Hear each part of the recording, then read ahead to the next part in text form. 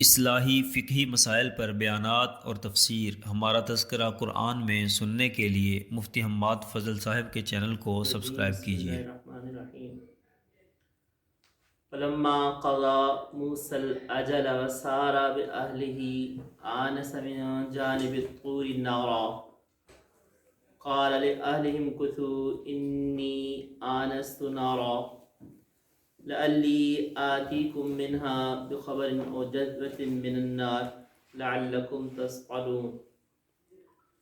قضا یہ پورا کر دینے سے، اور اجل کا لفظ ہماری اردو کے اندر بھی مدت کے معنی میں استعمال ہوتا ہے۔ سارا یہ سیر سے ہے، چلنے سے۔ آنسا انسیت حاصل کرنا، اور جو مادہ ہے اس کا روٹ ورڈ جو ہے انسا، اس کا مطلب تو انسیت حاصل ہے، لیکن باب افعال سے آنسا معانستاً جو ہے یہ کسی چیز کا دیکھنا ہے۔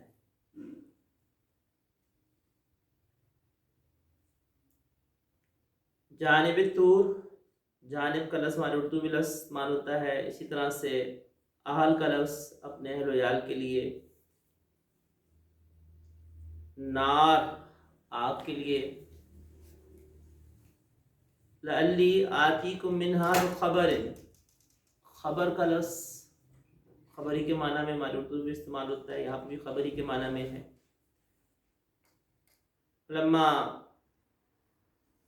تاہا نودیا من شاطئ الوادی الایمن، وادی کا لفظ ہمارے اردو میں وادی کے معنی میں استعمال ہوتا ہے۔ بقعہ زمین کے ٹکڑے کو کہتے ہیں، ہمارے اردو میں بھی استعمال ہوتا ہے لفظ۔ مبارک برکت سے ہے۔ رب العالمین، رب رب پالنے والا، اور عالمین عالم سے، تمام جہان۔ وَأَنْ أَلْقِ عَصَاكَ، القی القاء ڈالنے سے ہے۔ عصا کا لفظ بھی عصائی کے معنی میں استعمال ہوا ہے۔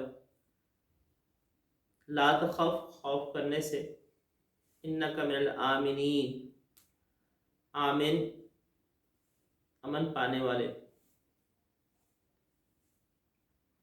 ترجمہ آیات کا دیکھیے۔ فلما قضا موسیٰ الاجل، جس وقت موسیٰ علیہ السلام نے مدت کو پورا کر لیا، وسارا بأہلہ، اور اپنی اہلیہ کو لے کر چلے، آنس من جانب الطور نارا، تو انہوں نے کوہ طور کی جانب آگ کو دیکھا۔ قال لأہلہم کثوا، موسیٰ علیہ السلام نے اپنی اہلیہ سے کہا کہ امکثوا، آپ ٹھہرو، انی آنست نارا، بے شک میں نے ایک آگ کو دیکھا ہے۔ لعلی آتیکم منہا بخبر،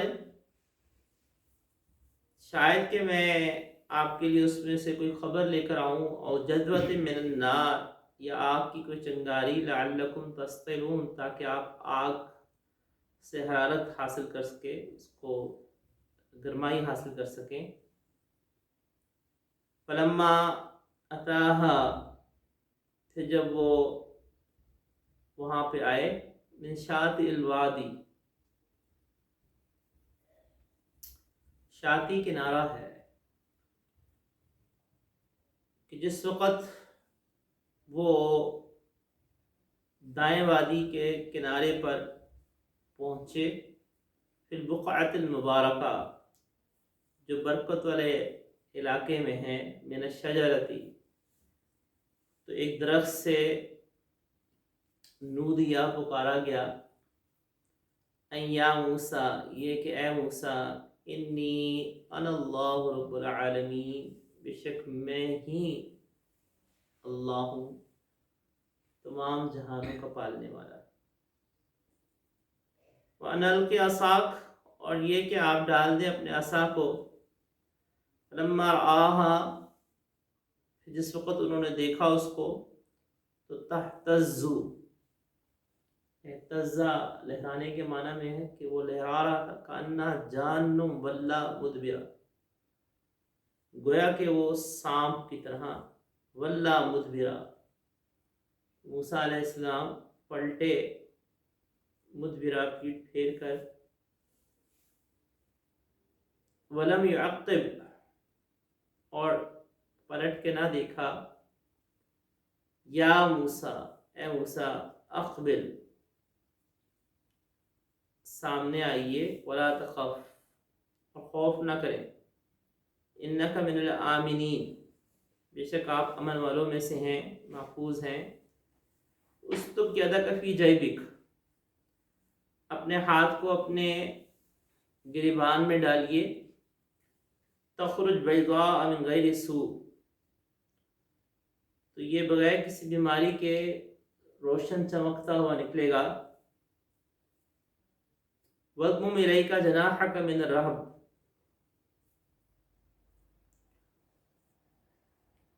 اور ڈر دور کرنے کے لیے وَاضْمُمْ ملا لیجئے اپنے بازو کو اپنے جسم سے،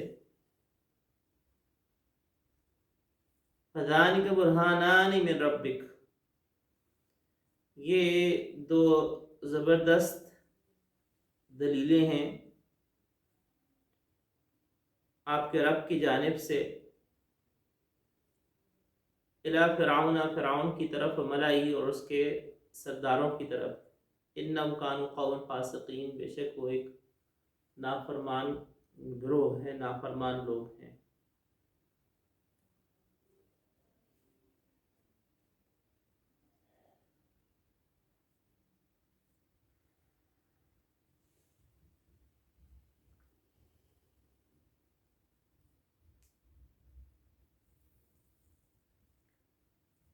حضرت موسیٰ علیہ السلام کے واقعے کے اندر جیسا کہ کل درس میں گفتگو ہوئی تھی، اس وقت حضرت شعیب علیہ السلام کے پاس وہ پہنچے اور حضرت شعیب علیہ السلام نے ان کو دو پیشکشیں کی کہ یا تو آپ 8 سال کی مدت کے مطابق یہاں پہ ملازمت کر لیں یا 10 سال، اور 10 سال کی آپشنل تھی۔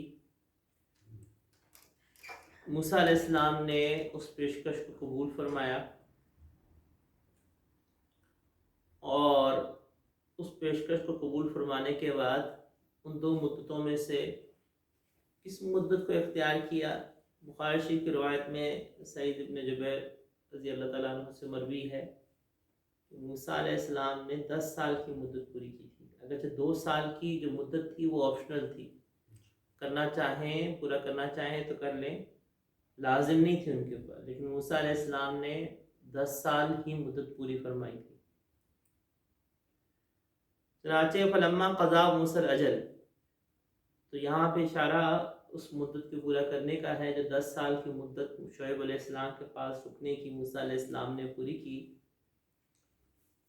تو سارا بِأَہْلِهِ ہی تو اپنی اہلیہ حضرت صفورہ علیہ السلام کو لے کر وہ چلے۔ حضرت صفورہ علیہ السلام کو لے کر کیوں چلے تھے؟ 10 سال کی جب یہ مدت پوری ہو گئی تو حضرت موسیٰ علیہ السلام نے اس چیز کا ارادہ کیا کہ وہ مدین سے نکلیں اور مدین سے نکل کے اپنی والدہ سے ملنے اور اپنی ہمشیرہ اور بھائی سے ملنے کے لیے، اور انہوں نے اس چیز کو ہی گمان کیا کہ ایک مدت گزر چکی ہوئی ہے اور اس مدت کے اندر جو فرعون کا قبطی کا معاملہ تھا قتل کا وہ دب گیا ہوگا، تو اب میں جا کر مل کے آ سکوں گا۔ تو مقصد جو تھا وہ اپنی والدہ اور اسی طرح سے اپنے ہمشیرہ اور اپنے بھائی سے ملاقات کرنا تھا۔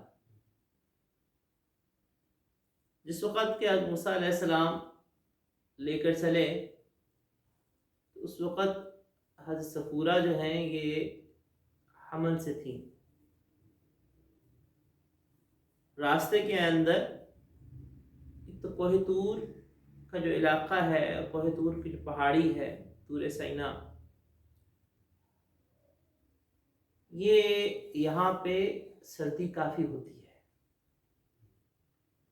اور یہاں پہ جس وقت قرآن کریم کے اندر یہ تذکرہ بھی کیا گیا تو حضرت موسیٰ علیہ السلام رات کا وقت ہے، ایک تو اہلیہ بھی پریگننسی میں ہیں، اور اس وقت ان کو سردی بھی زیادہ لگ رہی ہے۔ بعض تاریخی روایات میں یہ بھی ہے کہ ان کو تکلیف شروع ہو گئی تھی، لیکن بہرحال یہ بات تو یقینی ہے کہ حضرت موسیٰ علیہ السلام کی اہلیہ اس سفر کے اندر کہ اندھیری رات ہے، سردی کی شدت ہے، اور اس حالت کے اندر خاتون کے لیے ایک سفر کرنا، جبکہ چلتے چلتے وہ کوہ طور کے قریب پہنچ گئے ہیں اور ٹھنڈ کی شدت کے اندر چنانچہ حرارت کی ضرورت محسوس ہو رہی ہے کہ کسی طرح سے کوئی لکڑی جلائی جائے جس سے آگ سے ذرا حرارت حاصل کر سکے انسان۔ چنانچہ جس وقت حضرت موسیٰ علیہ السلام سے اس ضرورت کا اظہار ان کی اہلیہ نے فرمایا، اور موسیٰ علیہ السلام اس آگ کی تلاش میں ہی ہیں کہ آنس من جانب طور، کہ ان کو کوہ طور کی جانب ان کو یہ آگ نظر آئی، اور یہ آگ حضرت موسیٰ علیہ السلام کو نظر آئی ہے، حضرت صفورہ علیہ السلام کو نظر نہیں آئی۔ چنانچہ یہ آگ جو کہ حضرت موسیٰ علیہ السلام کو نظر آئی تو انہوں نے اپنی اہلیہ سے کہا کہ آپ یہیں پہ ٹھہرے، انی آنست نارا، کہ میں نے یہ آگ دیکھی ہے، تو میں جا کر اس آگ کو لے کر آتا ہوں، یا میں کوئی خبر لے کر آ جاؤں گا۔ خبر سے مراد یہ کہ ہو سکتا ہے کہ آگ نہ ملی تو کم از کم کچھ نہ کچھ اطلاع تو مل ہی جائے گی، یا کوئی نہ کوئی کہ آگ کہاں سے ملے گی، لعلکم تصطلون، تاکہ آپ اس آگ سے حرارت حاصل کر سکیں۔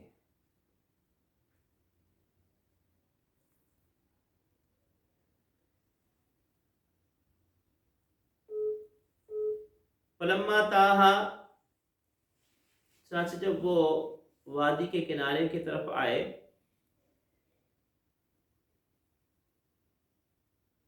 تو دائیں وادی کے کنارے پر جو برکت والے علاقے میں واقع تھی، یہ قرآن کریم کی منظر کشی کی گئی ہے، تو یہ دائیں طرف موسیٰ علیہ السلام کے دائیں طرف ہے، اور مجموعی طور پر مغربی سمت میں۔ جس آیت مبارکہ میں غرب کا لفظ ہے کہ مغربی سمت میں، وہ بھی اس لحاظ سے کہ مجموعی لحاظ سے مغربی سمت ہے، موسیٰ علیہ السلام کے دائیں طرف، اس لیے یہاں پر واد الایمن، یمین کا لفظ ذکر کیا گیا ہے، دائیں طرف۔ پھر بقعۃ المبارکہ، اور یہ جو مبارک برکت والے علاقے کا تذکرہ کیا گیا ہے، تو یہ برکت والے علاقہ کون سا ہے؟ یہ شام کا علاقہ ہے۔ شام کے علاقے کے بارے میں قرآن کریم کے اندر بارکنا حولہ، سبحان الذی اسری بعبدہ لیلا من المسجد الحرام الى المسجد الاقصی الذی بارکنا حولہ، یہ ارشاد فرمایا گیا۔ اور قرآن کریم کے اندر چونکہ مسجد اقصی بھی سرزمین شام کے اندر ہی ہے، اور کوہ طور بھی سرزمین شام ہی کے اندر ہے، اس سرزمین شام کی حدود میں جس کو قرآن میں اور حدیث میں شام شمار کیا گیا ہے۔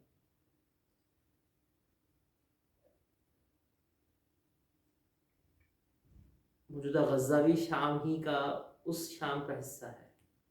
اسقلان، فلسطین، یہ اسی شام کا حصہ ہے۔ اردن، لبنان، موجودہ شام۔ چنانچہ یہاں پر بھی اسی برکت والی جگہ کا تذکرہ کیا گیا۔ من الشجرہ، کہ پکارا گیا درخت سے۔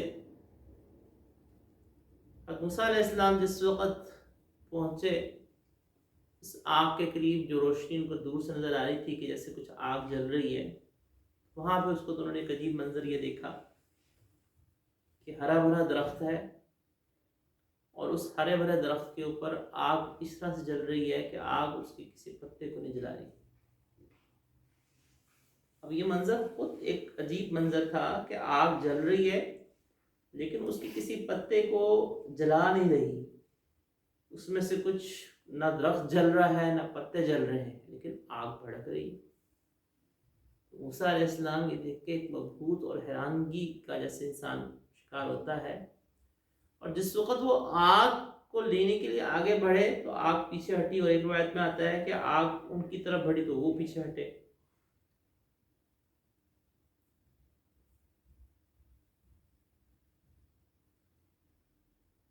جس وقت یہ انہوں نے دیکھا کہ آگ پیچھے ہٹ رہی ہے، اس وقت ہی انہوں نے اللہ جل شانہ کی اس ہم کلامی کو سنا۔ ابھی جو اللہ جل شانہ نے ان سے ہم کلامی فرمائی، تو یہاں پہ اللہ جل شانہ نے تذکرہ یہ ارشاد فرمایا ہے کہ ان یا موسیٰ انی انا اللہ رب العالمین،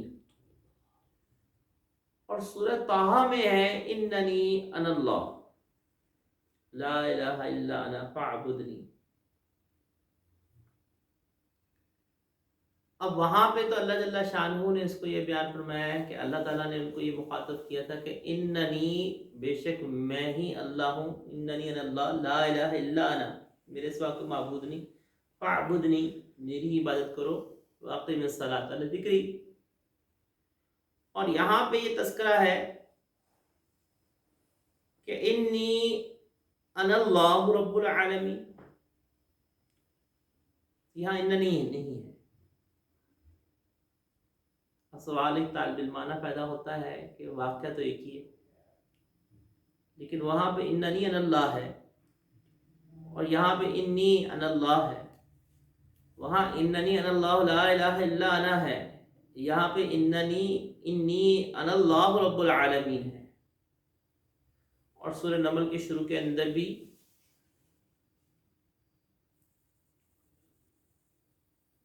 وہاں پہ اللہ جل شانہ دو اور صفات کو ذکر فرمایا۔ چنانچہ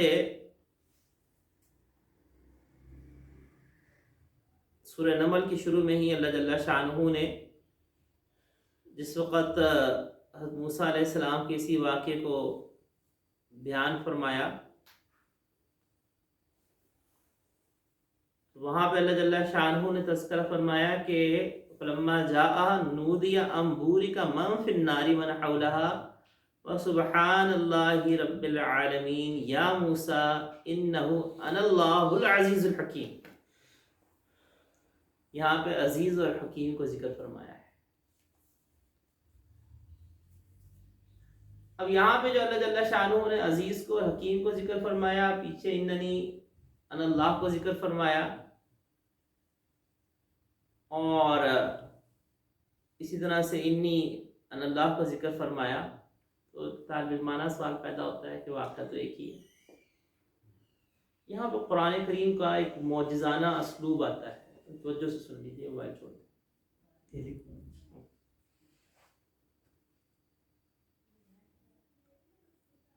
تو یہاں پہ ایک معجزانہ اسلوب قرآن کریم کا نظر آتا ہے ہمیں۔ بعض مفسرین کی اس حوالے سے دو رائے ہیں۔ بعض مفسرین یہ کہتے ہیں کہ قرآن کریم کے اندر جب ایک ہی واقعے کے حوالے سے بیان کرنے کے اندر اللہ جل شانہ نے بیان کیا ہوتا ہے تو الفاظ تو اللہ کے ہیں، اللہ اس واقعے کو جس مرضی طرح سے بیان فرمائے، مفہوم تو واقعے کا ایک ہی ہے۔ لیکن یہ بات اور یہ جواب اس عاجز کو وزدی نہیں لگتا۔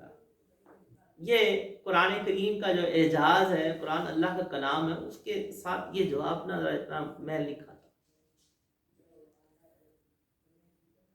ہر لفظ قرآن کریم کا موتی ہے۔ یہ کیسے ہو سکتا ہے کہ اللہ جل شانہ ایک لفظ کو وہاں پہ اس طرح سے بیان کر دیں، یہاں پہ اس طرح سے بیان کر دیں؟ اس میں بغیر کسی وجہ کے اللہ تعالیٰ کیسے، قرآن کریم میں بغیر کسی وجہ کے الف لام نہیں آیا ہوا، ایک جگہ پر اللہ نکرہ کا استعمال کیا ہوا ہے، ایک جگہ تو اسی چیز کو، اسی بات کو بیان کرنے کے لیے الف لام کا استعمال کیا ہوا ہے۔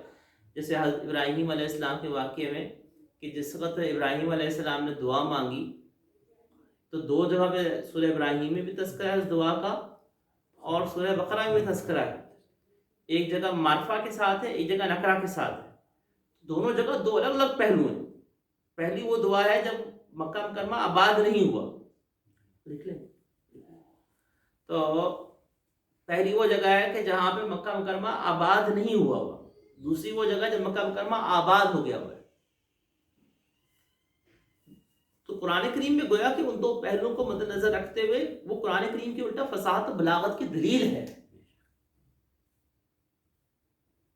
تو پھر یہاں پہ جو تین موقع پہ اللہ جل شانہ نے ذکر کیا، یہ کیسے ہو سکتا ہے کہ اللہ جل شانہ اس کو اس طرح سے ذکر فرما دے؟ تو اس کی وجہ مفسرین میں سے ایک دوسری جماعت ہے وہ یہ کہتی ہے کہ یہ واقعہ ایک ہی ہے، لیکن قرآن کریم کے، اور یہ ذاتی تھوڑا سا اس کے اندر اس عاجز کا تجزیہ ایک شامل ہے جو غلط بھی ہو سکتا ہے، اس کو بھی غلط بھی ہو سکتا ہے، اگر یعنی نہ میل کھا رہا تو بالکل غلطی ہو سکتی ہے اس میں. قرآن کریم کے اندر جب ایک واقعے کو اللہ جل شانہ بیان کرتے ہیں نا، تو بعض جگہوں پہ اللہ جل شانہ اس کے کسی ایک پہلو کے لحاظ سے تذکرہ کرتے ہیں، وہاں پہ الفاظ اس ایک پہلو کے لحاظ سے ہوتے ہیں.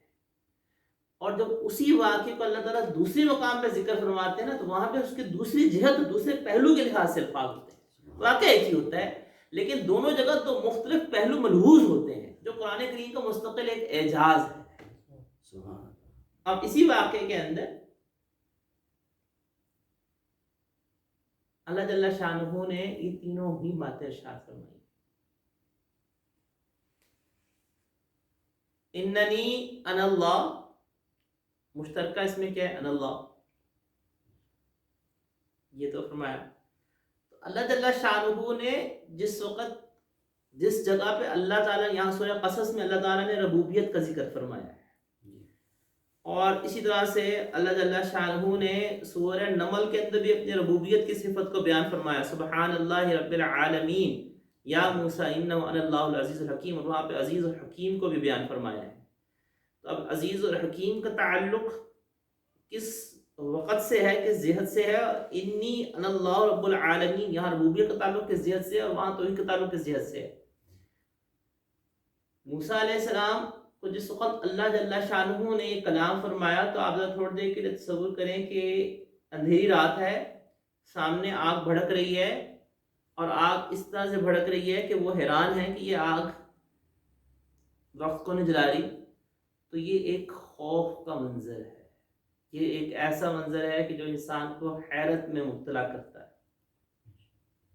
وہاں تسلی کی ضرورت ہے کہ دیکھو میں تمہارا وہ اللہ ہوں جس نے تمہیں پالا ہے، تم کیوں ڈر رہے ہو؟ وہاں پہ ربوبیت کا صفت ہے. تو گویا اللہ تعالی نے یہ بھی اس وقت کلام فرمایا کہ اننی انا اللہ، اور اللہ تعالی نے یہ بھی ذکر فرمایا کہ رب العالمین. سورہ قصص میں اللہ تعالیٰ نے اپنی صفت ربوبیت کا اسی ایک واقعے میں سے ایک جہت کو ذکر فرمایا ہے، سورہ طٰہٰ میں اسی واقعے کی ایک جہت کو ذکر فرمایا ہے، وہ توحید کی. اور سورہ نمل کے اندر عزیز اور حکیم اسی واقعے کے اندر غالب و حکمت کے آگے جب فرعون کو طرف جانے کا جو حکم تھا اس کے لحاظ سے تمہیداً اللہ تعالیٰ نے کیا. یعنی اللہ تعالیٰ نے جو کلام موسیٰ علیہ السلام سے فرمایا ہے اس میں عزیز اور حکیم کو بھی بیان فرمایا ہے، اللہ نے اپنے صفت ربوبیت کو بھی بیان فرمایا ہے، اللہ نے اپنی الوہیت و توحید کو بھی بیان فرمایا ہے. سورہ طٰہٰ میں ایک مقام ذکر فرما دیا، اس کا حصہ سورہ نمل میں ایک حصہ ذکر فرما دیا، سورہ قصص میں ایک حصہ ذکر فرما دیا، تینوں ایک ہی جگہ ہے. اور یہی پورے قرآن کریم کے اندر جہاں کہیں بھی اس قسم کا الفاظ کا ہمیں ملتا ہے کہ ایک ہی واقعہ ہے، اور بعض جگہوں پہ حتیٰ کہ ایسا تک فرق ہے کہ ایک جگہ پہ ضمیر کے ساتھ ایک جگہ بغیر ضمیر کے نہیں، تو وہاں پہ کچھ اس کے پہلو کی طرف اشارہ کرنا مقصود ہوتا ہے. چنانچہ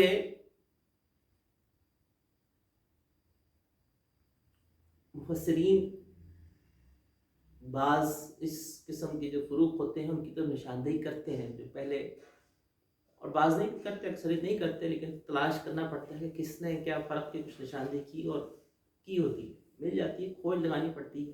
ڈھونڈنا پڑتا ہے، نکالنا پڑتا ہے، اور بعض اوقات نہیں بھی مل پاتا۔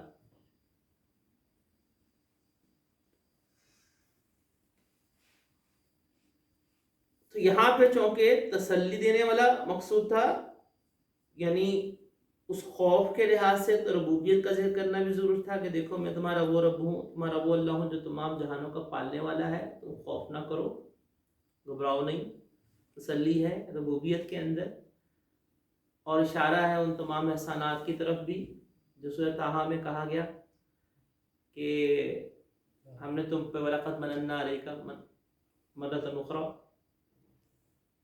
ہم نے تم پہ دوسری دفعہ بھی ایک اور احسان فرمایا، اور والدہ کی جو تابوت کا طرف ڈالنا اور پھر اس کا سارا پرورش، تو ساری اللہ تعالیٰ نے اس چیز کو طرف بھی ذکر فرمایا ہے۔ اب ایک بات رہے گی کہ یہاں پہ اننی ہے، سورۃ طٰہٰ میں اننی ہے، یہاں انی ہے، وہاں پہ اننی نون وقایا جسے کہتے ہیں، اس کا جو اضافہ ہے نا، اور یہاں پہ انی ہے تو ان تاکید کے لیے، یا ضمیر بھی آ رہی ہے، انا بھی آ رہا ہے، دو ضمیریں اکٹھی آ رہی ہیں، یہ ویسے تاکید کا فائدہ دیتی ہیں، انا بھی تاکید، یا اور انا کا تکرار بھی تاکید۔ نون وقایا کا جو اضافہ ہے بلاغت کے لحاظ، نحوی لحاظ سے فرق نہیں ہوتا، نحوی لحاظ سے اننی اور انی میں فرق نہیں ہے، دونوں ایک ہیں۔ بلاغت کے لحاظ سے فرق، بلاغت کے لحاظ سے اننی میں زیادہ تاکید ہے۔ تو جہاں پہ اللہ تعالیٰ نے توحید کو ذکر فرمایا نا، وہاں زیادہ تاکید ہے، میں ہی اکیلا اللہ، وہاں توحید کا تقاضا زیادہ تاکید ہو، کیوں؟ کیونکہ شرک کرنے والے بہت زیادہ ہیں۔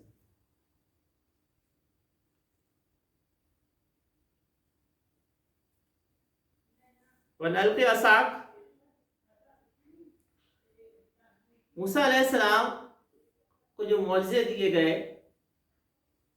تو اللہ تعالیٰ نے یہ جو معجزے موسیٰ علیہ السلام کو دیے ہیں، یہ اس زمانے کے لحاظ سے دیے ہیں۔ ایک بات ذہن میں رکھیں کہ جتنے بھی انبیاء کرام علیہ السلام آئے ہیں، سب کو اللہ تعالیٰ جو معجزات دیتے ہیں نا، وہ اس قبیل سے دیتے ہیں کہ جو اس زمانے کے اندر جس چیز کا بڑا عروج ہوتا ہے، جس چیز کو بڑا ایک لوگ محیر العقول سمجھ رہے ہوتے ہیں، لوگوں کے اوپر ایک بڑا رعب ہوتا ہے، تو اللہ اس کے برعکس ایسا معجزہ عطا فرماتے ہیں کہ نبی کا معجزہ ان کی اس چیز کو جس کو بڑا سمجھ رہے ہوتے ہیں نا، اس کو یکدم ڈھے کر رکھ دیتا ہے۔ موسیٰ علیہ السلام کا جو زمانہ تھا، اس میں جادو کا زور تھا، فرعون نے جادوگروں کو اکٹھا کیا تھا نا۔ آپ یہ دیکھیں کہ مقابلے کے لیے فرعون نے جب جادوگروں کو اکٹھا کیا، پوری فوج جادوگروں کی تیار کر کے رکھی ہوئی ہے، جن کا کام ہی سے جادو کرنا ہے، یعنی لڑنے والی فوج الگ ہے، جادوگروں کی فوج الگ ہے۔ اس کا مطلب ہے کہ بھی ان کے زمانے کے اندر جادو بڑا ایک ماہر رقول، اور جادو کے اوپر ایک بڑی مرغوبیت سمجھی جاتی تھی۔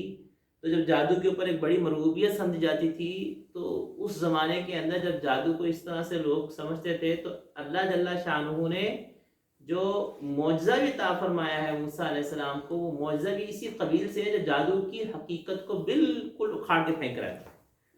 اب عصا ہے، وہ تبدیل ہو رہا ہے، واقعتاً تبدیل ہو رہا ہے، صرف نظر کو دھوکہ نہیں ہے، واقعتاً تبدیل ہو رہا ہے۔ اب ذہن میں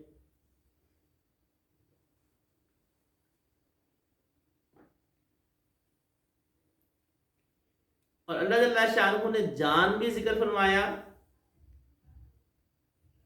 اور اللہ جل شانہ نے ثعبان بھی ذکر فرمایا۔ ثعبان اژدہا ہے، جان سانپ ہے، تھا یہ اژدہا، مگر اژدہا حرکت تیز نہیں کرتا، سانپ تیز حرکت کرتا ہے۔ جہاں پہ اللہ تعالیٰ نے وصف ذکر کیا نا، اس کی سانپ کی تشبیہ والا اور تیز حرکت کرنے والا، جیسے یہاں پہ ہے کہ تہتز کأنہا جان، یہ تشبیہ دی ہے سانپ کی حرکت کے ساتھ، کہ جیسا سانپ تیزی سے حرکت کر رہتا ہے۔ اب وہ تھا اژدہا، لیکن اژدہا ہونے کے باوجود وہ حرکت اس طرح تیز کرتا ہے جیسا سانپ. اسی لیے کاف تشبیہ کا ہے کانہا جان.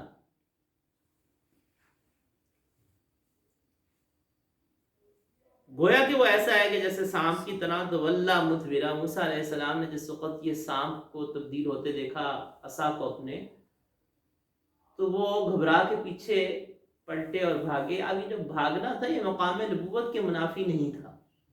اول تو یہ کہ منصب نبوت بھی فائز ہوئے، لیکن جس وقت یہ فائز ہوئے ہیں تو یہ گھبرانا اس لیے مقام نبوت کے منافی نہیں تھا، کیونکہ یہ طبعی اثرات ہیں. جیسے پیچھے بھی موسیٰ علیہ السلام سے جس وقت قبطی کا قتل ہوا ہے تو وہاں پہ بھی خائفہ کا لفظ ذکر کیا گیا کہ موسیٰ علیہ السلام جو ہیں وہ خوف زدہ ہوئے ہیں. تو خوف زدہ ہونا، یہ طاری ہو جانا، یہ ایک بشری تقاضا، طبعی تقاضا ہے، مقام نبوت کے منافی نہیں ہے. اگر ان کے اوپر اس قسم کا خوف طاری ہوا تو یہ مقام نبوت کے منافی نہیں ہے. اور ظاہری بات ہے کہ اس وقت صورتحال بھی اس قسم کی تھی. دوسری بحث یہاں پہ ایک اور ہے، اور وہ یہ کہ اللہ جل شانہ نے یہ جو کلام فرمایا، یہ کلام کیسا تھا؟ یہ کلام ایسا تھا کہ موسیٰ علیہ السلام نے ہر طرف سے اس کو آتے سنا، کسی ایک جہت سے نہیں سنا. چونکہ ہر طرف سے اس کو سنا یعنی ہر طرف سے یکساں آواز آ رہی ہے. اور اللہ جل شانہ کا یہ کلام کلام لفظی تھا. اللہ جل شانہ کا ویسے کلام نفسی ہوتا ہے. کلام لفظی کے اندر کیا فرق ہوتا ہے؟ یہ ایک علمی اور دقیق بحث ہے، عوام الناس کے لیے سمجھنا شاید دشوار اس کو ہو جائے. آسان الفاظ میں سے اتنی بات میں سمجھاتا ہوں کہ اللہ جل شانہ کی صفت کلام ہے. لیکن جب ہم اللہ جل شانہ کی صفت کلام کو ذکر فرماتے ہیں کہ اس کلام اللہ کی صفت ہے، تو اس کا مطلب ہماری طرح بولنا نہیں ہے. جس طرح سے ہم بولنے کے محتاج ہیں زبان کے، ہم بولنے کے محتاج ہیں الفاظ کے، تو اللہ جل شانہ کی ذات الفاظ کی محتاج نہیں ہے. اور اللہ جل شانہ کی ذات کا جو کلام کرنا ہے وہ الفاظ سے ماورا ہے. اس کو آپ آسان الفاظ میں لیسا کمثلہ شیء، میں پہلے واضح کر دوں، دنیا میں کسی چیز کی مثال سے اللہ کو ہم نہیں سمجھا سکتے. لیسا کمثلہ شیء قرآن میں کہا ہے، اللہ کی مثل کوئی چیز نہیں. میں ایک صرف اور صرف آسان الفاظ میں سمجھانے کے لیے کہ بعض اوقات ہم کلام جس طرح سے ایک مثال حصی دے کے سمجھا رہا ہوں کہ دنیا میں اگر ایسا ہے تو اللہ کے لیے تو اللہ کی ذات سے بہت ماورا ہے. یعنی اس لحاظ سے سمجھا رہا ہوں کہ جس وقت ہم موبائل پہ بات کرتے ہیں اور جملہ بولتے ہیں تو یہ جو ہمارا جملہ ہوتا ہے یہ کس میں کنورٹ ہوتا ہے؟ لیئرز میں. جس وقت ان دا فارم آف لیئرز ہوتا ہے اس میں وہ ورڈ دوسرے موبائل کے اوپر باقاعدہ جا کر ریجنریٹ ہوتے ہیں نا. یعنی ٹاور کے پاس گئے، ٹاورز نے ان لیئرز کو دوسرے موبائل کی طرف ریڈائریکٹ کیا اور وہاں پہ جا کے وہ جو ویوز تھی وہ ریجنریٹ ہوتی ہیں. اب جس کو تو ان دا فارم آف ویوز ہیں، کیا اس کو ہم اس کو کہہ سکتے ہیں کہ وہ جو ہمارے الفاظ ہیں اس کو ان دا فارم آف الفابیٹس ہمیں نظر آ رہے ہیں؟ نہیں. لیکن اس میں الفاظ تو ہیں لیکن ہمیں نظر نہیں آ رہی. یعنی وہ کہ ایسی اس وقت ویوز کی لہروں کی شکل ایک ایسی ہے. یہ آپ جو تلاوت کر رہے ہوتے ہیں مائک کے اندر جو آپ کے تلاوت کے الفاظ ہیں وہ کنورٹ ہوتے ہیں کس کے اندر؟ الیکٹریسٹی انرجی کے اندر کنورٹ ہو کے پھر دوبارہ مائک ان کو ریجنریٹ کرتا ہے، ریکنورٹ کرتا ہے. تو یہ جو ریکنورٹ ہوتے ہیں جس وقت کہ وہ تار کے اندر ٹریول کر رہے ہیں اس وقت تو وہ ورڈ کی ان الفاظ کی شکل میں نظر نہیں آ رہی نا، وہ ہے. تو بالکل اسی سمجھیں کہ اللہ جل شانہ کا جو کلام ہے وہ کلام نفسی ہے، اور کلام نفسی وہ ہے جو الفاظ کا محتاج نہیں. لیکن اللہ جل شانہ جس وقت موسیٰ علیہ السلام سے یہ کلام کیا ہے یہ کلام لفظی تھا. یہ کلام لفظی تھا جس کو موسیٰ علیہ السلام نے سنا، کیونکہ اللہ تعالیٰ نے قرآن کریم میں اس کو جو بیان فرمایا یہ کچھ کریں. یہ پوچھ رہا تھا کہ جس طرح ہم قرآن مجید پڑھتے ہیں تو پھر اس مطلب یہ بندوں کا کلام ہے، اللہ کا نہیں ہے؟ نہیں، اللہ کلام ہے. اللہ کا آواز تو بندوں کی ہے. ہم جس وقت قرآن کریم کی کسی آیت کو ہم تلاوت کرتے ہیں تو ہم اللہ کے اس کلام کو حکایت کر رہے ہیں جو اللہ نے کیا. یعنی مثال کے طور پہ آپ نے الف لام میم پڑھا، تو جو الف لام میم جو پڑھا تو پڑھا کس کا؟ کلام اللہ کا. ہم نے گویا کہ اللہ کے اس کلام کو، لیکن ادا کس نے کیا؟ آپ نے کیا نا. تو تو جو آپ نے اس وقت ادا کیا ہے، جو آپ کے منہ سے نکلنے والے الفاظ ہیں جو آپ اس وقت پروناؤنس کر رہے ہیں، وہ تو اسی کو پروناؤنس کر رہے ہیں، لیکن وہ دلالت کس کے اوپر کر رہے ہیں؟ وہ اس کلام کی طرف دلالت کر رہے ہیں جو اللہ کا کلام ہے اور وہ ازلی ہے، وہ مخلوق نہیں۔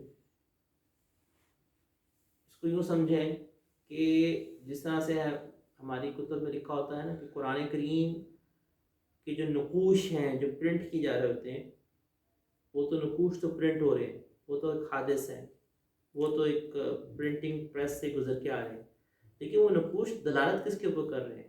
وہ دلالت کر رہے ہیں اس کلام کے اوپر جو ازلی ہے، یعنی یہ اس کو انٹرپریٹ کر رہے ہیں، اس کو بیان کر رہے ہیں، اس کلام کو جو کلام ازلی ہے۔ تو من القی عصاک، تو حضرت موسیٰ علیہ السلام کو اللہ جل شانہ نے یہ عصا پھینکنے کا حکم دیا۔ جس وقت انہوں نے دیکھا، اللہ جل شانہ نے ارشاد فرمایا کہ یا موسیٰ اقبل ولا تخف، آپ آگے بڑھیے، خوف نہ کریں، انک من الآمنین، آپ بے شک امن پانے والوں میں سے ہیں۔ اس تو گیادہ کا فی جیبک، تو ایک تو یہ معجزہ عصا کا دیا گیا، اور دوسرا یہ معجزہ یہ دیا گیا کہ آپ اپنے ہاتھ کو گریبان میں ڈالیے۔ تو جس وقت کہ وہ باہر نکالا تو وہ روشن تھا، روشن اس طرح چمک رہا ہو، سفید، اور یہ من غیر سو، یہ کوئی بیماری کی وجہ سے ایسا نہیں تھا۔ جیسے صحابی جن کا نام جن سے نکل رہا ہے، اپنے قبیلے کی طرف سے آئے تھے اور آپ علیہ السلام ایمان لایا تھا، اور پھر انہوں نے آپ علیہ السلام سے دعا کی درخواست کی تھی اور کہا کہ میں نے اپنے قبیلے والوں کو جا کے دعوت دینی ہے، تو آپ علیہ السلام دعا فرما دیں اور مجھے کوئی نشانی دے دیں۔ تو آپ علیہ السلام نے دعا فرمائی تو ان کی پیشانی کے اوپر نور چمکنا شروع ہو گیا۔ تو پہلے تو خوش ہوئے، اور پھر نے کہا کہ یا رسول اللہ کہیں لوگ یہ نہ کہیں کہ یہ مجھے کوئی مرض لاحق ہو گیا۔ تو وہ انہوں نے دعا کی تو وہ جو پیشانی کا نور تھا وہ ان کے کوڑے میں آ گیا، تو وہ کوڑے کے اندر آ کے پھر اپنے قبیلے میں گئے اور دعوت دی۔ اور تو یہاں پر بھی جو اللہ تعالیٰ نے ذکر کیا نا غیر سو، کہ یہ جو روشن ہونا تھا یہ کوئی بیماری کی وجہ سے نہیں تھا، کیونکہ یہ معجزے کے طور پہ تھا۔ وَضْمُمْ إِلَيْكَ جَنَاحَكَ مِنَ الرَّهْبِ، اور ساتھ ہی اللہ جل شانہ نے یہ فرمایا کہ اپنے ڈر کو دور کرنے کے لیے اپنے بازو کو اپنے جسم سے لٹا لیجئے۔ یہ ایسا ہی جیسا کہ تسلی دینے کے لیے کسی کے سینے پہ ہاتھ رکھا جائے کہ مت گھبراؤ۔ تو یہ دو برہان اور دو معجزے دیے فرعون اور اس کے سرداروں کی طرف، انہم کانوا قوما فاسقین، کہ بے شک وہ نافرمان قوم ہے۔ ان آیات مبارکہ میں ہم نکات کی طرف دیکھتے ہیں کہ ان آیات مبارکہ میں کیا کیا ہمارے لیے نکات اللہ تعالیٰ نے رکھے ہیں اور کیا کیا نکات ہیں۔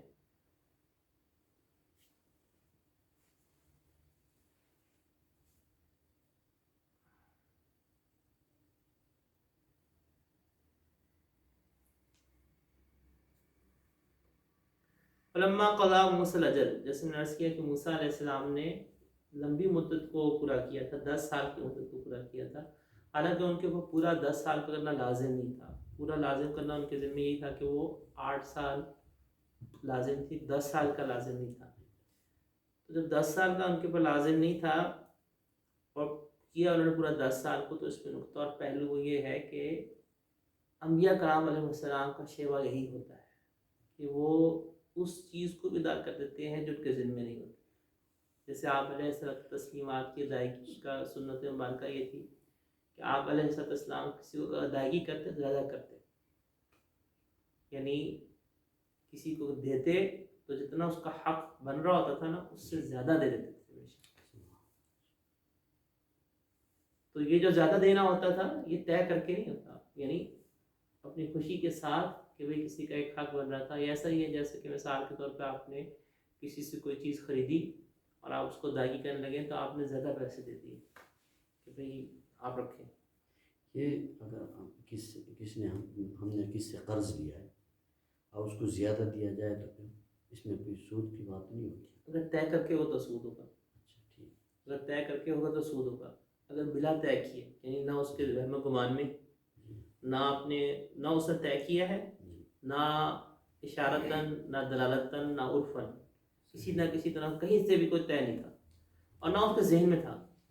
اور جب آپ سے مثال کے طور پہ آپ نے کسی سے قرض لیا اور جب آپ ادا کرنے لگے تو آپ کے دل میں خیال آ گیا کہ یار اس نے مجھے اتنی مدت رقم دی رکھی ہے، اس نے میرے ساتھ ایک احسان کیا ہے، چلو میں اس کے احسان کا بدلہ چکانے کے لیے میں اسے کچھ زیادہ رقم دے دیتا ہوں اور ہدیے کے طور پہ. تو اگر نہ طے کیا ہوا ہے، نہ اس نے کوئی مانگا، نہ اس کے ذہن میں یہ بات تھی، نہ اس کے دل میں یہ خیال تھا کہ زیادہ مجھے دے گا، اور اس سب کے بغیر ہی آپ نے خود سے زیادہ دے دیا، تو وہ درست ہے. جیسے آپ علیہ السلام نے ایک ایسے واقعے کے اندر کہ آپ علیہ السلام نے گروی رکھوا کے رقم کا معاملہ تھا، اور جس وقت مطالبہ اس نے مدت سے پہلے کیا تو آپ علیہ السلام نے زائد دیا، اور زائد اپنی طرف سے دیا. زائد اپنی طرف سے جو دینا تھا وہ گویا کہ ایک احسانن تھا اور ایک اس پہ تھا. تو یہاں پہ انبیاء کرام علیہ السلام، یہاں پہ بھی موسیٰ علیہ السلام کی ذمہ تو نہیں تھا کہ 2 سال کی مزید مدت لگاتے ہیں، لیکن انہوں نے اس زائد عمر کو ہی اختیار کیا. یہی انبیاء کرام علیہ السلام کا ایک شیوا ہوتا ہے. فلما قضا موسیٰ الاجل، اس میں اگلا نقطہ اور پہلو وہ یہ ہے کہ انسان جو بات وعدہ کرتا ہے، جو بات طے کرتا ہے، تو اس کو چاہیے کہ اپنی ذمہ داری کو نبھائے. یہاں پہ موسیٰ علیہ السلام نے اور حضرت شعیب علیہ السلام کے درمیان معاملہ 8 سال کا ہوا، 2 سال کا آپشنل تھا. لیکن موسیٰ علیہ السلام نے جس چیز کو کمٹمنٹ کیا، آپ آسان الفاظ میں آج کی لینگویج میں یہ کہہ سکتے ہیں کہ جو کانٹریکٹ انہوں نے سائن کیا تھا اس کو انہوں نے مکمل پورا کیا، اس کو انہوں نے مکمل فلفل کیا، اس کو انہوں نے مکمل پورا کیا. یہ میں آج کی لینگویج میں صرف سمجھانے کے لیے لوگوں کے لیے اس ورڈ کو یوز کر رہا ہوں، ورنہ یہ ہے کہ یعنی جو معاہدہ انہوں نے کیا ہے موسیٰ علیہ السلام نے شعیب علیہ السلام سے، تو اس کو انہوں نے نبھایا اور اس کو وفا کیا.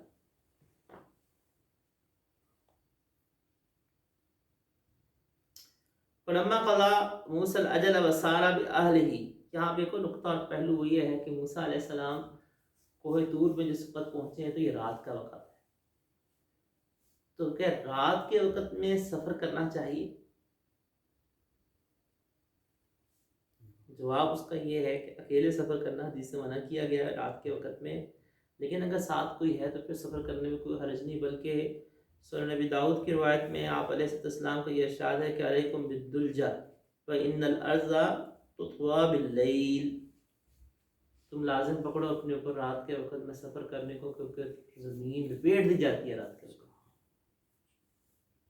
یعنی رات کے وقت میں مسافت زیادہ تیزی سے طے ہوتی ہے، برکت اللہ تعالیٰ ڈال دیتے ہیں پکڑ کے خلاف دن کے سفر کے. لیکن دونوں پہلو، جس روایت میں آپ علیہ السلام نے منع فرمایا اکیلے سفر کرنے کی، رات کے وقت میں اکیلے کوئی شخص سفر کرنے کی معنی اس لحاظ سے ایک تو کئی لحاظ سے اندھیرا ہے، جیسے یعنی اجنبی جگہ ہے، کوئی حادثہ پیش آ سکتا ہے، طبیعت خراب ہو سکتی ہے اور کچھ بھی معاملہ ہو سکتا ہے. پھر ایک بیابان جگہ سے اکیلے گزرنے کے لحاظ سے، جنات کی حفاظت کے لحاظ سے بھی معاملہ ہے کہ اکیلے نہ، ہاں ساتھ کوئی ہے پھر کوئی غرض نہیں کہ اگر بالکل طبیعت کو خراب ہوتی بھی ہے، کچھ ہوتا بھی ہے، تو کم از کم ساتھ کا دوسرا بندہ تو ہوگا نا، کیونکہ موت کا تو کچھ پتہ نہیں ہے. طبیعت خراب ہو جائے، بگڑ جائے، اکیلا آدمی تھا، کوئی بندہ نہ بندے کی ذات، تو وہ کوئی اس کو دیکھ بھال کرنے والا تھا ہی نہیں. کم از کم ساتھ کوئی دوسرا ہونا چاہیے رات کے وقت سفر کرنے کے اندر، جو آپ کی ذرا کافٹر کر سکے یا صورتحال کو دیکھ سکے.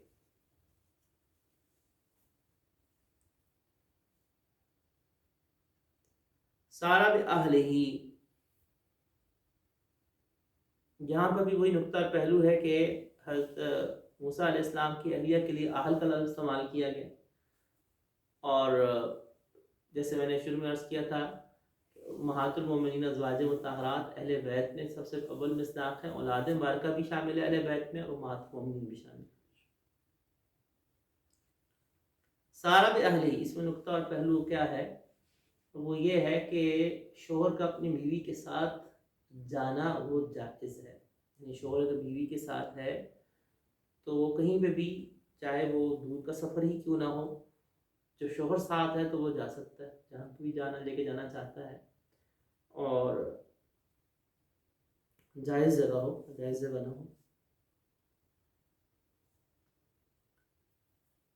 شوہر کو اپنی بیوی کے ساتھ کہیں پہ گھومنے کے لیے جانا چاہیے، ضرور لے کے جانا چاہیے، اور نیت جو ہوتی ہے وہ بیوی کا دل خوش کرنا ہونا چاہیے، اس پہ اجر ملے گا۔ بچے ہیں تو بچوں کا دل خوش کرنا ہو، ساتھ میں اللہ جل شان کو نعمتوں کو دیکھنا، اور اللہ جل شان قدرت کو دیکھنا، اور قدرت کو دیکھ کر کئی دفعہ ایسے حسین منظر ہوتے ہیں کہ انسان جب دیکھتا ہے دیکھتا ہے دل سے سبحان اللہ نکلتا ہے کہ اللہ آپ نے دنیا اتنی خوبصورت بنائی ہے تو جنت کتنی خوبصورت ہوگی۔ تو کئی نیتیں اس میں جمع کرنی چاہیے، اور جتنی نیتیں جمع ہوں گی اتنا اجر مل جائے گا۔ یعنی ایک نیت تو یہ ہو گئی کہ اہل و عیال کا دل خوش کرنا، ایک نیت یہ ہو جائے کہ اپنے دماغی تھکاوٹ کو اتارنا، کہ دماغی تھکاوٹ ہے، جسمانی تھکاوٹ ہے، اس کو دور کرنے کے لیے کہیں پہ لے کے جاتا ہے، لیکن یہ ضروری ہے کہ وہ گناہ کی جگہ نہ ہو۔ وہاں پہ اگر میوزک چل رہا ہے، وہاں پہ اگر یعنی خلاف شرع کچھ امور ہے تو وہاں پہ جانا درست نہیں۔ یہ میں ان جگہوں کی بات کر رہا ہوں کہ جہاں خلاف شرع امور نہیں ہے، اور وہاں پہ خلاف شرع امور کے نہ ہوتے ہوئے بیوی پردے میں ہو، شرعی پردے میں ہو، پردے کی رعایت کے ساتھ جہاں پہ لے کے جانا چاہیں لے کے جا سکتے ہیں، جبکہ شوہر ساتھ ہو۔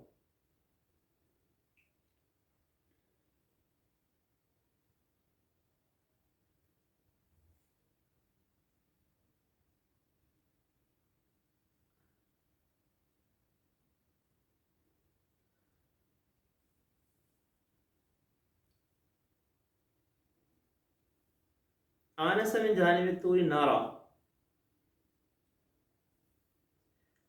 یہ اس آگ کا دیکھنا حضرت موسیٰ علیہ السلام کو نظر آئی، ان کی اہل کو نظر نہیں آئی، تو یہ خود ایک طرح کی دلیل تھی کہ یہ آگ جو ہے وہ عام آگ نہیں ہے، کہ حضرت موسیٰ علیہ السلام کو تو نظر آ رہی ہے مگر ان کی اہل کو نظر نہیں آ رہی، کہ یہ غیر معمولی قسم کی آگ ہے۔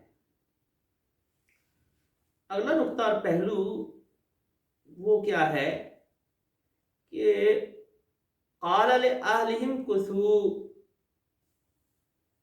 کہ ایک تو حضرت موسیٰ علیہ السلام نے جس وقت ان کی اہلیہ کو سردی لگ رہی ہے تو اس واقعے کے اندر دو بڑی باتیں یہاں پہ ان آیات نظر آ رہی ہیں، ایک کیئر، دوسرا عزت۔ آپ ذرا نوٹ کیجئے، حضرت موسیٰ علیہ السلام نے اپنی اہلیہ کو مخاطب ہوتے ہوئے تمام صیغے جمع کی، قال لأہلہم کثوا، یہ نہیں کہا ان کثی، واحد مؤنث کا صیغہ نہیں استعمال کیا ہے۔ آگے بھی آپ دیکھیں لعلکم تستلون، لعلکم تستلون جمع کا صیغہ، کیوں؟ قرآن کریم کا اسلوب یہ ہے کہ قرآن کریم میں جمع تعظیماً استعمال کئی جگہوں پہ کیا گیا ہے،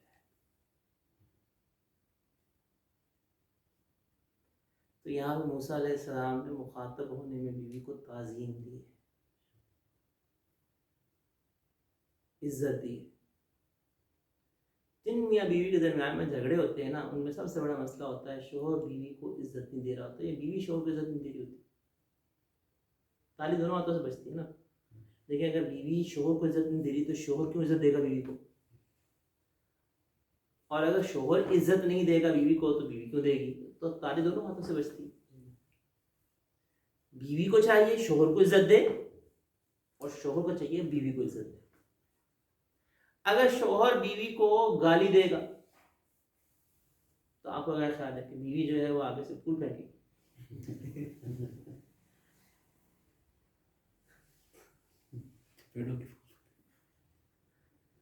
وہ پھول پھینکی گی میں گملے سے۔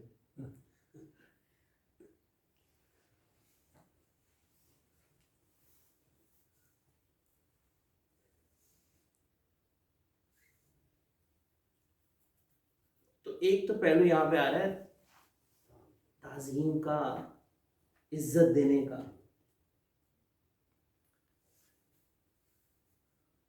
تو شریعت کا تو مزاج عزت دینا ہے،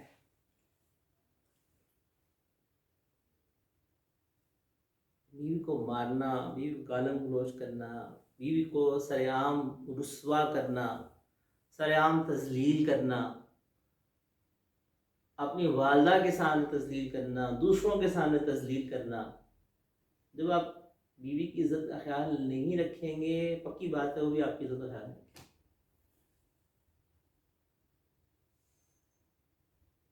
نمبر 2 کیئر، خیال رکھنا. بیویوں کو نا کیئر چاہیے ہوتی ہے،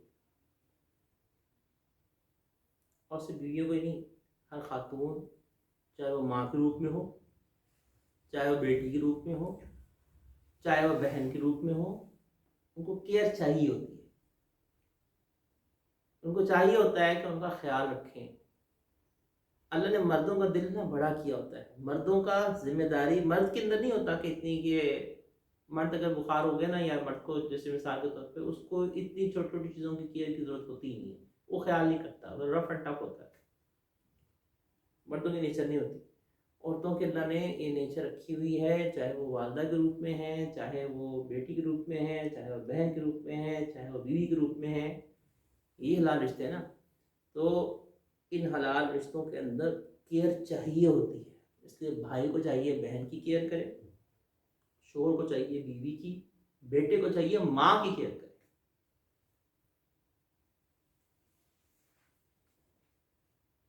تو کیئر کرنا کیا ہوتا ہے؟ دیکھیں حضرت موسیٰ علیہ السلام کیئر کر رہے ہیں. ٹھنڈ لگی ہے تو آگ لگانے یعنی سیکنے کے لیے آگ کی تلاش میں جا رہے ہیں. تو یہ ہے خیال رکھنا.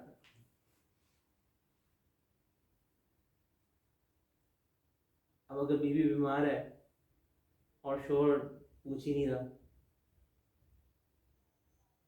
ماں بیمار ہے بیٹا پوچھ نہیں رہا، یعنی میں نے کہا تھا کہ اس کا تعلق صرف بیوی سے بھی نہیں، اس کا تعلق ماں سے بھی تو ہے نا. تو اگر ماں بیمار ہے تو بیٹے کی ذمہ داری نہیں ماں کو پوچھے. اسی طرح سے کہ بیوی سے بیمار ہے تو بیوی کی کو بھی پوچھنا ہے. تو عورتیں اس لیے میں نے کہا کہ عورتیں کیئر چاہتی ہیں جس بھی رشتے کے روپ میں، اور مردوں کی ذمہ داری ہوتی ہے دینا. یہ الگ بات ہے کہ مرد جب دیتا ہے تو مرد کو ملتا آگے سے بہت زیادہ ڈبل ہو گئے، یعنی جو بھی دے گا، اگر مرد عورت کو کیئر دے گا نا تو اس کو ڈبل دگنی ہو کر ملے گی. یعنی جو شوہر کیئر کرنے والا ہے تو بیوی اس سے دگنی کیئر کرتی ہے شوہر کی. اور جہاں پہ مسئلہ ہے کہ وہ کہتے ہیں کہ جی میرا خیال رکھتی، تو پھر آپ بھی خیال کون سا رکھتے ہیں؟ جہاں پر جاتی ہے اسی کی تعریف ہوتی ہے. ہاں، جب آپ خود نہیں جا کے، جب آپ خود خیال نہیں رکھتے تو پھر آگے سے آپ کو ملنے بھی تو وہی ہے نا.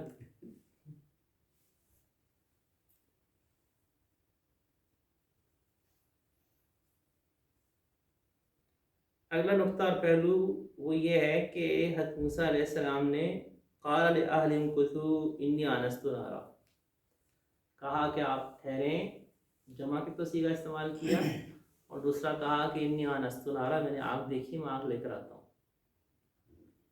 شوہر کو چاہیے کہ جا رہا ہو تو بیوی کو بتا دے کہ کہاں جا رہا ہو، مناسب ہے تاکہ بیوی پریشان ہے. اسی طرح سے بیٹا اگر کہیں جا رہا ہے تو ماں کو بتا دے کہاں جا رہا ہو، کیونکہ ماں، پیچھے میں نے بہت تفصیل سے موسیٰ علیہ السلام کی والدہ کے اوپر بہت تفصیل سے گفتگو کی ہے کہ ماں کا رشتہ ایک ایسا رشتہ ہے کہ اس رشتے کے اندر ماں جب تک اپنے بچے کو نہ دیکھ لے ماں بے قرار رہتی ہے. تو بچہ جو ہے اس کو پرواہی نہیں ہے، وہ آرام سے مزے سے کھیل کود کے آ رہا ہے اور پیچھے سے ماں کھان ہو رہی ہے پریشانی میں. تو اس لیے جائیں تو اماں کو بتا کے جائیں کہاں جا رہا ہوں تاکہ پریشان نہ ہو. اسی طرح سے جا رہے ہیں تو بیگم کو بتانے میں کوئی حرج کی بات نہیں کہ میں فلاں جگہ جا رہا ہوں، پریشان نہ ہو. بعض بار بتانا بھی مصیبت بن جاتی ہے کہ میرے حقوں کے سامنے رہو. تو مطلب بیگم چاہ رہی ہے کہ آپ نہ جائیں کہیں، آپ ان کو وقت دیں. آپ کا تو معاملہ بھی ہوتا ہے نا، چھٹی پہ جب جاتے ہیں تو وہ بیگم یہ کہتے ہیں کہ کہیں گھر سے نکلو ہی نہ.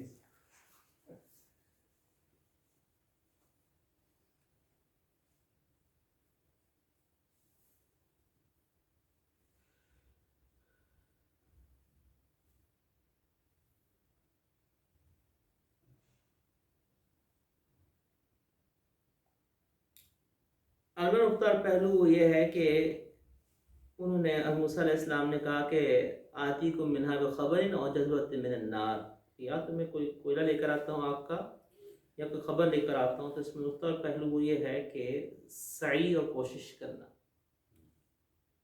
موسیٰ علیہ السلام کثیر دعا ہے، لیکن یہاں پہ دعا نہیں کر رہے کہ اللہ میں مجھے کوئی آگ بھیج دیں، یا کوشش کر رہے ہیں۔ تو دنیا دارالاسباب ہے، دارالاسباب کے تحت ہم میں سے ہر ایک کو اللہ تعالیٰ نے یہاں پہ اسباب کے دائرے میں جکڑا ہوا ہے۔ مجھے ایک واقعہ یاد آ گیا، یہ مسجد قریب کے اندر ہمارے حضرت جی کے شیخ تعلیم تھے، شیخ وجیہ الدین، انتقال ہو گیا ان کا، تو ان کے میں حالات پڑھ رہا تھا، تو اس میں ایک واقعہ لکھا ہوا تھا کہ ایک دفعہ کوئی کام کر رہے تھے اور جو لیمپ تھا وہ بجھ گیا، بجھا ہوا تھا، تو کام کرنا ضروری تھا اور لکھنے کو کام کرنا تھا، کیا تھا تو لیمپ بجھا ہوا تھا، تو سمجھ میں نہیں آئی کہ بھئی لیمپ بجھا کیوں ہوا ہے، تو بہرحال دعا مانگ کہ اللہ تعالیٰ یہ کام ضروری بھی کرنا ہے، وہی لکھنے کا جو بھی ہے، تو یہ لیمپ کو جلا دے، بجھا ہوا ہے، بعد دعا مانگی، لیمپ جل گیا، ٹھیک ہو گیا، تھوڑا بہت جیسے ہلایا چل پڑا۔ اگلے دن دوبارہ آیا تو دوبارہ بجھا ہوا تھا، دوبارہ پہ کام کرنا تھا، پھر دعا مانگی، پھر چل پڑا، اب تیسرے دن پھر بجھا ہوا تھا، تو پھر دعا مانگی، تو وہ کہتے ہیں کہ میرے دل میں اللہ نے ڈالا کہ ہم نے دنیا کو نا دارالاسباب بنایا ہوا ہے، تم اس کو اسباب کے دائرے میں دیکھو، ہم دنیا کو دارالاسباب بنایا اور اسباب میں جکڑا ہوا ہے۔ جب دل میں یہ بات آئی نا دعا مانگتے ہوئے، تو پھر کہا کہ اچھا میں دیکھتا ہوں، تو دیکھا وہ پیچھے تار ہی کٹی ہوئی تھی، تو 2 دن تو اللہ تعالیٰ نے فضل فرما دیا، دعا سے ایک ایسی چیز ہوگی جو کہ بظاہر اسباب کے درجے سے نہیں تھی۔ اسی دن دعا مانگی تو اللہ تعالیٰ نے کہا کہ جاؤ جا کے اسباب کے دائرے کے مطابق صحیح طرح جا کے بندہ بس لے کر آؤ، تار جوڑو، اور اللہ تعالیٰ چاہے تو تیسرے دن میں ٹھیک کر سکتے تھے، لیکن اس چیز سے ایک واقعہ یہ نہیں کہ صرف سمجھانے کے لیے کہ دنیا دارالاسباب ہے، اسباب کے دائرے میں لکڑی ہوئی ہے، یہاں پہ اسباب کو اختیار کرنا پڑے گا، اسباب کے مطابق کام بھی کرنا پڑے گا، محنت بھی کرنی پڑے گی، جو ہمارے پاس اسباب ان کو اختیار بھی کرنا پڑے گا، اس کے بعد پھر دعا مانگے اللہ تعالیٰ کر دے۔ نام اتنے پہنچے ہوئے کہ بھئی اسباب کے بغیر اللہ تعالیٰ کر بھی دیتے ہیں، بغیر کتنی جگہ ہوتی ہیں کہ اسباب کے بارہ اللہ تعالیٰ معاملوں کو کر کے دکھاتے ہیں کہ میں اسباب کو محتاج نہیں ہوں۔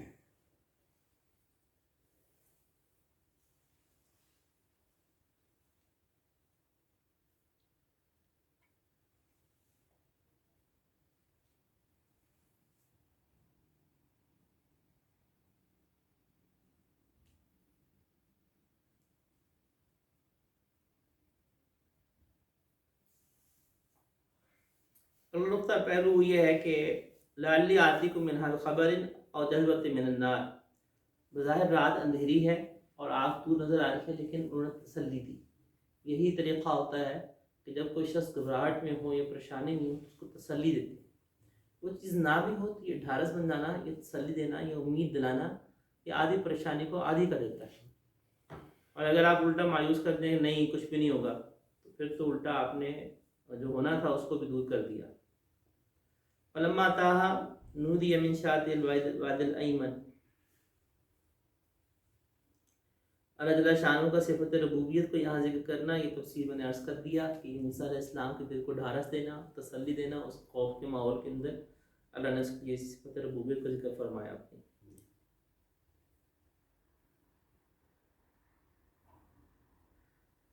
فی البقعۃ المبارکہ،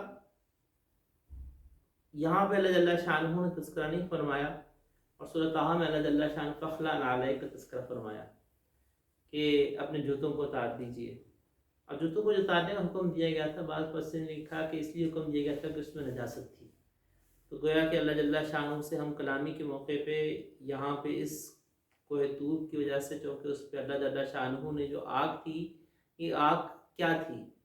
یہ آگ اللہ جل شانہ کی حقیقی تجلی نہیں تھی، وہ تو ممکن ہی نہیں ہے۔ وہ تو لن ترانی، وہ تو اللہ جل شانہ نے جب اپنے تجلی کا عکس صرف ڈالا تو پہاڑ جو ہے وہ جل کے سیاہ ہو گیا، تو دنیا کے اندر تو کوئی دیکھنا ممکن ہی نہیں تھا اللہ کی تجلی کا۔ یہ تجلی مثالی تھی، تجلی حقیقی نہیں تھی۔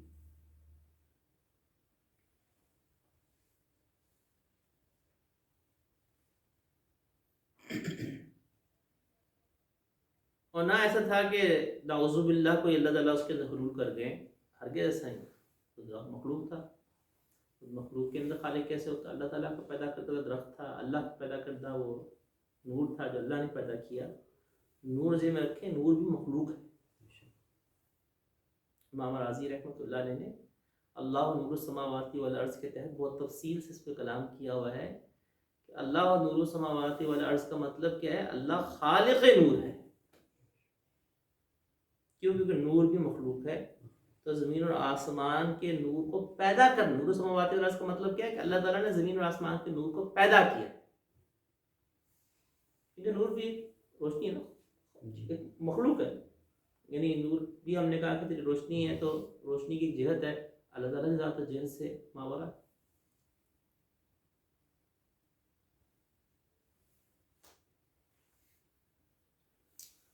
کانا جانم واللہ مدبرا ولم یعقب، یہ موسیٰ علیہ السلام کا خوفزدہ ہونا یہ شان نبوت کے خلاف نہیں تھا، یہ طبعی اثر تھا، اور طبعی اثر انبیاء کرام علیہ السلام پر قاضِ بشریت کے لاحق ہو سکتا ہے۔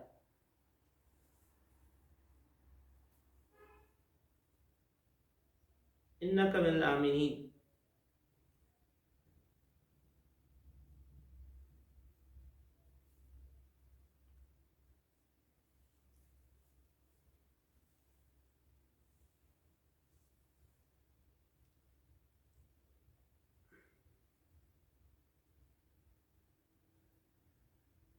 اقبل ولا تخف کے اندر ایک اور پہلو وہ یہ ہے کہ جب انسان خوفزدہ ہوتا ہے نا، تو نفسیاتی لحاظ سے جب آپ کسی چیز سے خوفزدہ ہوتے ہیں تو اس جگہ سے آپ کو چینج کرنا اس خوف کو ویسے کم کر دیتا ہے۔ اقبل ولا تخف کے اندر ایک یہ پہلو بھی، پھر انک من الآمنین تسلی بھی دی۔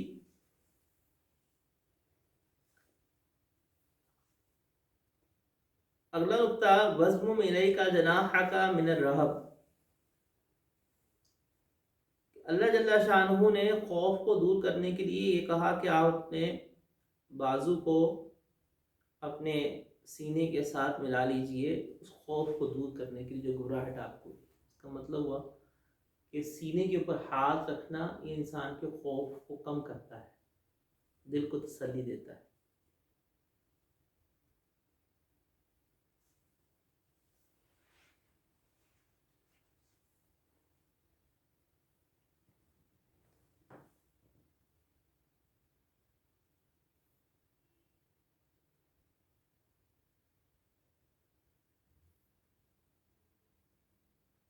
اللہ جل شان ہم سب کو عمل کرنے کی توفیق عطا فرمائے۔ اس کے لیے آیات انشاءاللہ کل کے درس میں انشاءاللہ آخر دعوانا الحمدللہ رب العالمین۔ دعا کر لیں۔